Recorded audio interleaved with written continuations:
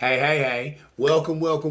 I'm your humble host, Fizz Music, and this right here is Urban Politics. I want to thank you all for liking and subscribing. Liking and subscribing. As soon as you have a chance, please do that. Take a little self over to YouTube and like and subscribe. Fizz Music, Urban Politics. But right now, without further ado, I'm going to get right into it like a car and drive because there's all types of tasty and delicious politics for us to sink our teeth into, ladies and gentlemen. Let's start with Rudy Giuliani.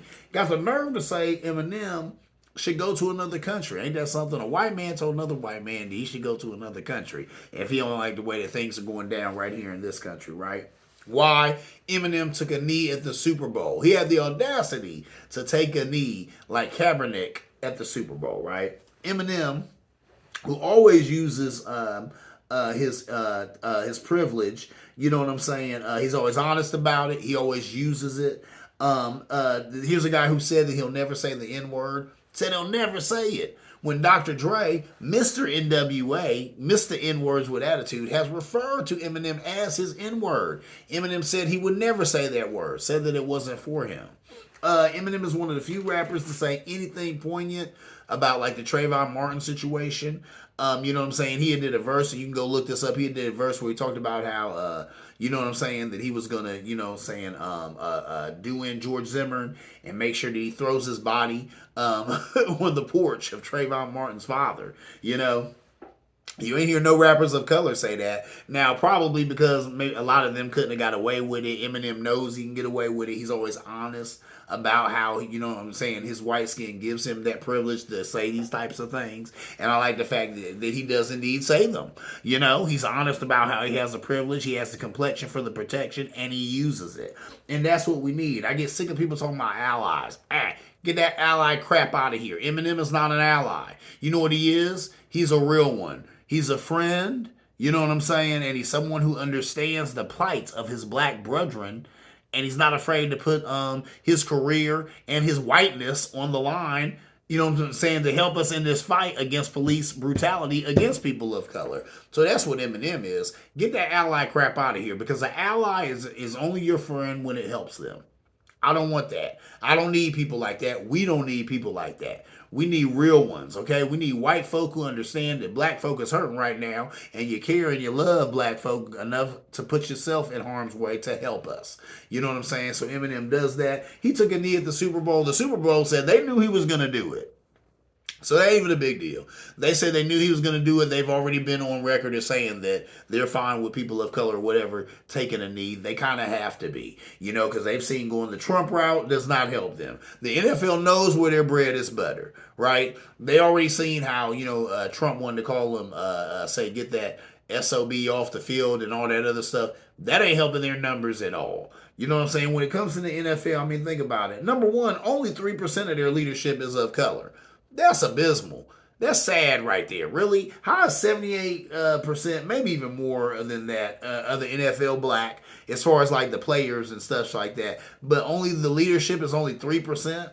That's ridiculous. That's really ridiculous. And they understand what's wrong with that operating like that. And then 51% of the NFL's viewership is women. That blew me away. But they said 50% of it right now is ladies watching NFL. I guarantee a lot of them do not like, you know, some of the shenanigans that's going on in the NFL as far as their lack of diversity, as far as this Rooney rule. You know what I'm saying? And I talked about that last show. You can go look that up. But a lot of little racist stuff going on in the NFL. That is the reason why you see what they call the cash grab. There's a lot of conservatives who were upset that this past Super Bowl halftime show, it didn't have any rock and roll in it. Didn't have any white folk in it. They got upset with that. You know what I'm saying? Except for Eminem, but basically it was all what? Rap music, right? You got Mary J. Blige. She came in with the R&B. You know, you got Dr. Dre, you got Snoop Dogg, you got Eminem, and then you had 50 Cent who came in out of nowhere. So there's a lot of people who were like, yeah, I like these artists, but where were the white faces? Where was the rock and roll? And then it was funny, too. I found a lot of kids on TikTok, you know what I'm saying? They were rocking that, too. You know, they were loving, of course, hearing Dr. Dre and Snoop Dogg and Eminem and all of that. But then they showed pictures of their parents, and their parents were not feeling it. You know, they had a problem with Snoop Dogg crip walking and all that other garbage. And then, you know what I'm saying, you know, it blew me away because I saw articles that tried to come after Snoop about him being an artist who supports defaming the police or going against the police, when I'm like, well, hold up. Dr. Dre was in a group called NWA, and they literally had a song called F the Police. But I guess they said, we can't go that far back. We'll just go back as far as we can and try and find something on Snoop, which was really nothing. So that whole thing is pathetic, and the NFL needs to get their act together. But I tell people all the time, if you listen to this show, you know what I'm saying, and you're still, and you're a person of color, and you still support the NFL, you probably need to check yourself anyway. Because I don't mess with any of that stuff, but just some of the stuff I've reported on, I can't understand how anybody of color, Spanish, black, Asian, whatever, anybody of color is supporting the NFL. Because is it ran like a plantation? No, it is a plantation. Anyway, moving on. Let's talk about Joe Biden and how they claim that he's giving out free crack pipes. What? When I saw that headline, I knew that was Boulder Dash coming from the right. I said, wow, they really getting just, you know what I'm saying, outlandish with their propaganda. But that's what this is. And then they're going to try to say $30 million allocated for Joe Biden to give away free crack pipes. Are you serious? Obviously, this is garbage. Let me tell you something. Propaganda is a hell of a thing. Your white supremacy is a hell of a thing. Propaganda is a hell of a drug. White supremacy is a hell of a drug. Racism is a hell of a drug. Check me out, ladies and gentlemen. Listen, there's a thing called the Harm Reduction Grant, right? It aims to help people addicted to substances stay healthy and safe.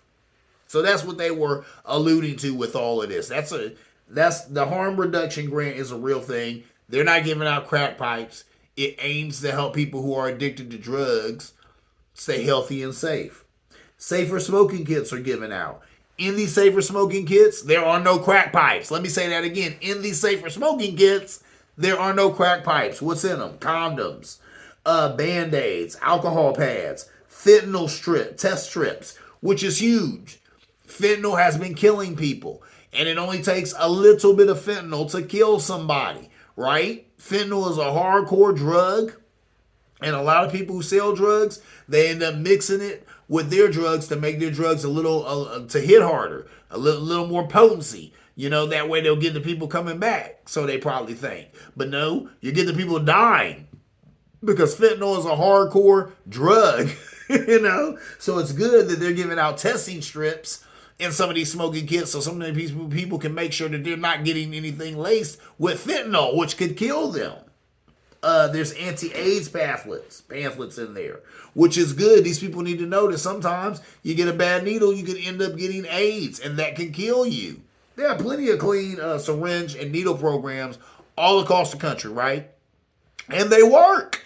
They work. You're not necessarily going to stop people from taking drugs, right? Because there's a whole lot of issues that lead to people doing drugs, you know, loneliness, all types of stuff, depression, all of that. But at least you can make sure that people can be as safe as can be when they're indulging in this type of behavior. So we got these clean needle programs. They work. San Francisco, Philadelphia have similar programs. Canada has a safe injection site that they've had since 2003, and they said it works. You know what they haven't had at this safe injection site? Any overdose deaths. Doesn't happen, you know? Because this is a safe place for people to do these drugs that they are addicted to. So there's that. This whole story originated out of some Boulder Dash anyway. It originated with the Washington Free Beacon. That's not a paper. That's not a reputable news site or anything like that. The Washington Free Beacon is nothing but a BS blog set up by some jerk with fingertips who's all over the internet. So there's that. So this wasn't even a reputable source. And they made up this information. It was a lie, but it's something that gets people going on the right? So now they're running around saying that, oh, Joe Biden's going to use our tax dollars to give people crack pipes. That is not true. That is not going on. All those in the sound of my voice know that that is propaganda, okay? And that is correct. And all of this really just comes from the war on drugs, which has always been a joke and never really worked at all. Why? Because the war on drugs was always based on race, or was always about race, you know? And it's interesting, too, of all things, this guy led with the Biden administration giving out free crack pipes. When you hear crack pipes, what do you think of? When you hear crack, what do you think of? You think of black people in the hood. You think of black people in the ghetto. And that's exactly what he meant to do with this. And that's exactly what he did. So it's pathetic. It's lame. It's raunchy. It's disgusting. It's deplorable. But these are the tricks and the games that people on the right pull. Why? Because they work. When you hear crack, that's a buzzword. You know what I'm saying? That's a dog whistle. You understand? Already I'm talking about black poor people, and he's saying that Joe Biden gonna get these black poor people money to smoke more crack. And then Tucker Carlson, he basically said it out his mouth on Fox News. You know, he basically said that. You know what I'm saying? Oh, Joe Biden's gonna make it easier for people to smoke crack or to get their crack pipes. Really? They kill me with that. And half of me wants to be like, hey man, shut up, your racism is showing. But they want to show their racism. Here's guys who run around and they lift up the skirt to show their racism because they're proud of it. You know, because we live in a time where they've been emboldened, you know? So there that is. And that's really pathetic and sad, but it is what it is. But once again, the Biden administration is not buying crack pipes. Okay? These safer smoking kits do not have crack pipes in them. They have things in them that could help a person stay safe. Alcohol pads, information about AIDS treatment, stuff like that. So, you know what I'm saying? Remember that when you hear these bogus stories talking about the Biden administration giving people free crack pipes. Anyway, moving on. Let's talk about how 38 Republican senators want Joe Biden to take a cognitive capabilities test. Are you serious? Did they forget who they've been supporting for the last 8+ years here? And they want Joe Biden to take a cognitive capabilities test. Check this out. Saying he should follow Trump's example. Really? Trump's example? Are you serious? The cognitive capabilities test that Trump took, that was a joke. That was extremely laughable. First of all, you get on TV and talk about, oh, they said that nobody's ever done so good on it. And it was it Person TV camera? Person TV camera, I don't know. That was stupid. And everybody knows cognitive capabilities, Trump has no cognitive capabilities. You know what I'm saying? So the fact that y'all would come and Joe Biden with this madness is really laughable. It's really hilarious, right? Listen, 38 Republican senators sent Joe Biden a letter urging the 79-year-old to take the test. He was given a clean bill of health from the White House physician, Kevin O'Connor, who said he was fit for office. Think about that. Kevin O'Connor said Joe Biden is fit for office. We've had other Republicans tell us how Trump is not fit for office. Think about that. But the GOP claims they are worried about his cognitive and mental capabilities. Okay. They say this is needed because Joe Biden has forgotten the names of states and that time when he referred to Steve Doocy as a stupid SOB. Now, first of all, this is a family show, so SOB, you can go look that up. You know what I'm saying? That's an acronym. And Steve Doocy works for Fox News. He's always trying to get Jen Psaki, the Speaker of the House, or Joe Biden in a gotcha question. You know what I'm saying? He's always having these bad faith arguments on the mic with them. So to call him a SOB, really could have called him a miserable SOB. That's just accurate, okay? That had nothing to do with no dementia or Alzheimer's or nothing like that. That wasn't no gaffe. That was Joe Biden being accurate about this guy's personality and his behavior. He is a miserable SOB. He always has these bad faith arguments on the mic, trying to get a gotcha question out of Joe Biden or Jen Psaki or any other Democrat that he ends up on the mic with. So whatever with that guy. They claim this test will assure the American people that he is mentally sound. Or, now check this out. Right there, okay, the GOP had the audacity to act like they give a damn about Joe Biden's mental soundness. You know you don't care nothing about his mental soundness when they say, oh, but we're worried. Okay, we're worried for you, Mr. President. So we want to know that you're mentally sound, or it'll help identify and properly treat symptoms of impairment that are consistent with a variety of cognitive diseases like Alzheimer's or dementia or etc. They mention some others too. But the point right there, that's the meat of the sandwich. They want to give him this test, right? If he passed the test with flying colors, they would say that it was rigged and someone cheated. Whenever Republicans have a contest that they don't win, it was rigged and someone cheated. They were cheated, right?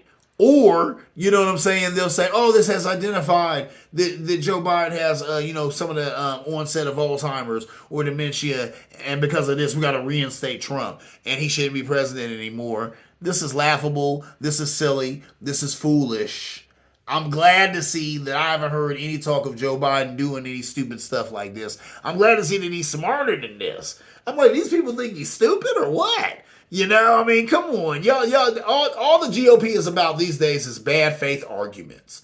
That's all they're about. They're not trying to push any policy. They're not trying to make the lives of their constituents better. They don't care about any of that. All they want to talk about is culture wars, banning books, banning critical race theory, transgender kids competing in sports, anything but real policy, because they don't have any real policies, right? They're not trying to help their constituents. So the last thing they want to talk about is helping their constituents. No real policy. They just want to talk about this garbage, this fluff. You know what I'm saying? This political fluff. That's all they got. So this right here is more of that political fluff. If you ask me, it's more of that political garbage. For these people to be up under the booty of a guy named Donald J. Trump for 8 years, a guy who admitted out of his own mouth that he doesn't read, right? Some of the aides who had to brief him on foreign policy and some of that other stuff, they talked about how whenever they talked to him, that it couldn't be too long because he'd lose interest. How they couldn't give him these long things to read because he doesn't read. How they had to go in there and give him videos that had like somebody fighting or maybe some clips of a monkey or something to hold his attention. I'm not making these things up. You can go read them, ladies and gentlemen. So that is the president that we were dealing with last time. So don't tell me how this guy right now, Joseph Biden, needs a cognitive capabilities test. Okay? When the dude that y'all just had, it goes on record as being the worst president we've ever had in history. And if I'm wrong, once again, it's a pushback zone. You can push back if you want to, but you know what's good. You know what's good. He was the worst president in modern history, if you ask me, in all of history. So that is what it is, right? Let me move on. Let's talk about something I'll save it here to the end here. It is Black History Month, right? And I want to talk about some of the things that I get into as far as Black history goes. Now, unfortunately, a lot of Black history in this country is sad history, right? It's not necessarily too upbeat or happy-go-lucky or any of that, because that is just a plight of Black folk, African Americans in this Western wilderness, in this America, right? So here's some things that I collect, right? And I'm an incurable collector. Anybody knows me knows that I collect a whole lot of different things. You know what I'm saying? I mean, from all types of stuff. You've seen me on here talk about Golden Girls board games that I collect and other type of stuff like that. But right about now, I want to talk about some of this Black history type stuff I collect, like this girl right here. This little lady. I like this because this is like a caricature that, definitely probably came out in the turn of the century. And you see they got her there eating a watermelon. And if a lot of people don't know that, the reason why they always equate, Black folk with watermelon, especially back in the day, is because, believe it or not, a lot of us took pride in watermelons.